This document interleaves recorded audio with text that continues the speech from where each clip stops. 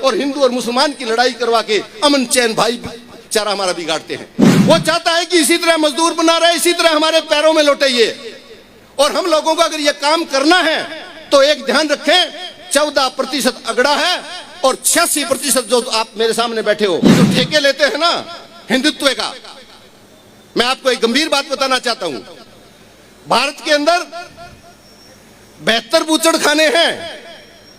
कानून ने 72 बूचड़खाने पास किए, उसमें से 3 बूचड़खाने सबसे बड़े हैं और जो सबसे बड़ा बूचड़खाना है वो दक्षिण भारत के आंध्र प्रदेश में से निकला हुआ नया राज्य तेलंगाना है। और तेलंगाना का एक मेडक जिला है, उसमें 450 एकड़ जमीन के अंदर पशु कटते हैं रोजाना। 450 एकड़ आप नहीं समझेंगे, सीकर की 986 भूमि तेलंगाना की 450 एकड़ होती है। और उसके मालिक कौन है? उसके मालिक है सतीश सब्रवाल। और नाम क्या है उस बूचड़खाने का? अल कबीर। ये बात दोनों कहां से सीख के आया भाई तू? तेने उसका नाम शिवजी क्यों नहीं रखा? क्या बात हुई? दूसरा बूचड़खाना जिसका रोजाना 82,000 गाय और भैंसें कटती है। और उस बूचड़खाने का मालिक कौन? उस बूचड़खाने का मालिक संतोष सूद। और तीसरा बूचड़खाना अल नूर। और अल नूर का मालिक कौन? संतोष पंजाबी।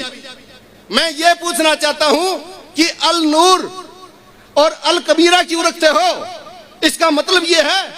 और उनसे पूछा गया, सब्रवाल से पूछा गया कि आप हिंदू होते हुए स्लॉटर हाउस कैसे चलाते हो? तो उसने ये कहा व्यापार अलग चीज है और धर्म अलग चीज है। तो मैं यही कहना चाहता हूं इन सिरफिरों को कि दोनों को मिला के हमें गुट्टी क्यों पिलाते हो? जब तुम वहां दिल्ली में बैठ के मौज करते हो तो हमारी लड़ाइयां किस बात की करवा रहे हो? ये बात कहना चाहता हूं। मणिपुर में आदिवासियों की, हमारी आपकी, पैसे वालों की नहीं। चौधरी कुंभाराम ने वर्ग चेतना के लिए किताब लिखी और उस किताब का विस्तार किया जो सामने विराज रहे महाराज साहब, चेतनानंद जी महाराज साहब। इन्होंने लाखों किताबें बांटी है। उन्होंने ये लिखा कोई जातिवाद कोई धर्मवाद नहीं है इस देश में। इस देश में केवल वर्गवाद है। एक अगड़ा है और एक पिछड़ा है। अगर अगड़े को पिछड़ा जीने देना चाहता है बहुत अच्छी बात है, लेकिन अगड़ा कभी पिछड़े को जीने ही नहीं देना चाहता। वो चाहता है कि इसी तरह मजदूर बना रहे, इसी तरह हमारे पैरों में लौटे ये।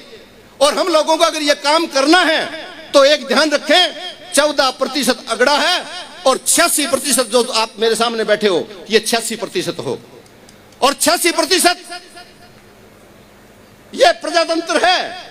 अगर प्रजातंत्र होता तो हम 86% राज किए होते, लेकिन ये प्रजातंत्र नहीं, ये भीड़ तंत्र है। और षड्यंत्रकारी लोगों के द्वारा भीड़ का दिमाग खराब करके और हमें उकसा के और हिंदू और मुसलमान की लड़ाई करवा के अमन चैन भाईचारा हमारा बिगाड़ते हैं।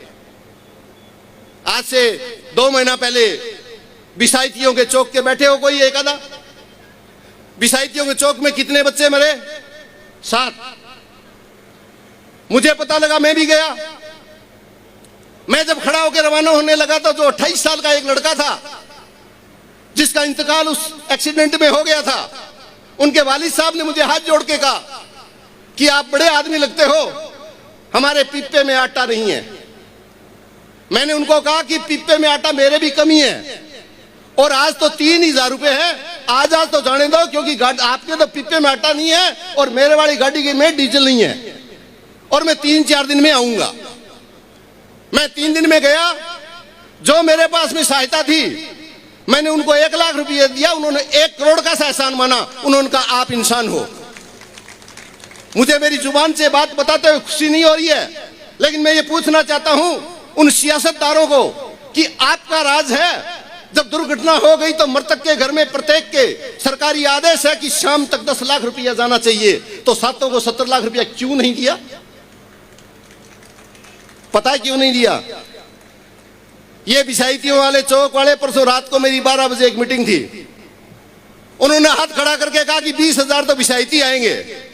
इनके रात को इंजेक्शन लगाने लगे कि अगर गोदारा जी के प्रोग्राम में चले गए तो क्लेम पास नहीं करेंगे। ये क्लेम तो वैसे ही नहीं करेंगे ना, हमारा क्लेम कभी खत्म नहीं होगा, हम सदा आपके साथ में रहेंगे।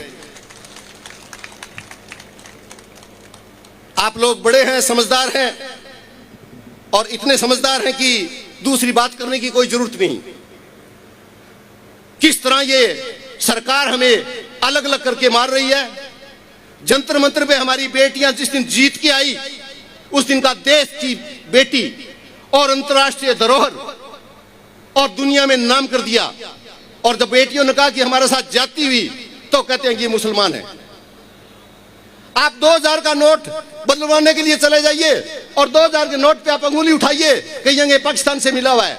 मेरे ये समझ में नहीं आया हम पाकिस्तान से कब कब मिलते हैं, इन बदमाशों को पता कैसे लगता है? बाकी हो सकता है मिलते भी हम, इनको कैसे पता लगता है?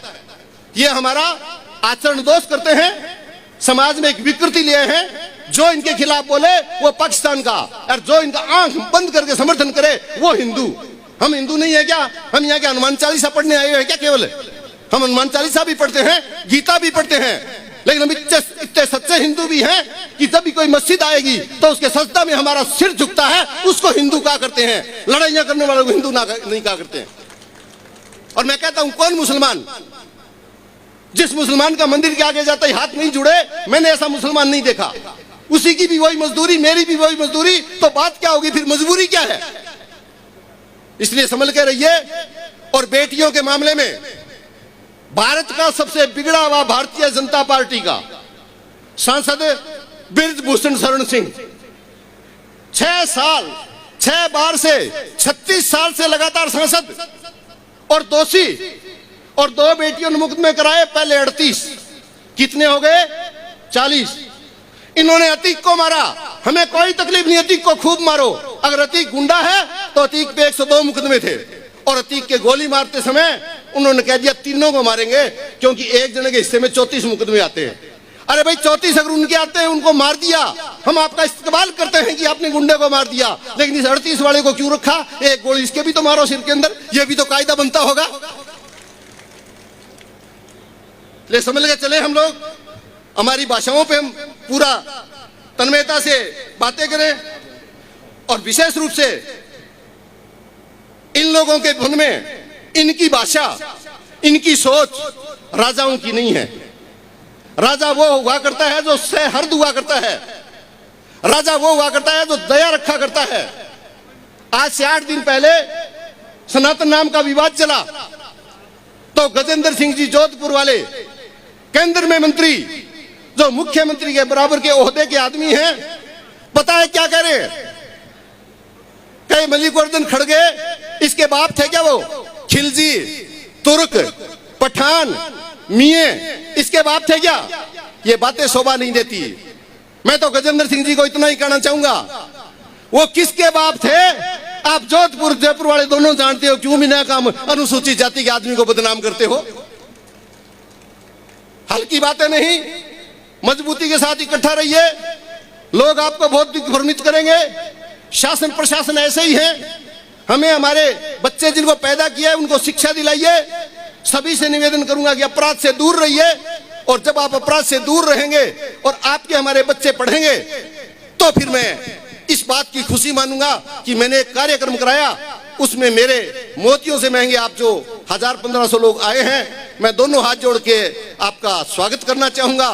और विशेष रूप से मेरे बड़े भाई मौलाना मोहम्मद हनीफ साहब, जो हमारे निवेदन पे बड़ौदा में से आए हैं, पिछले 35 साल से शिक्षा का काम कर रहे हैं। आप इसी तरह काम करवाते रहिएगा, हम इसी तरह प्रेम रखेंगे।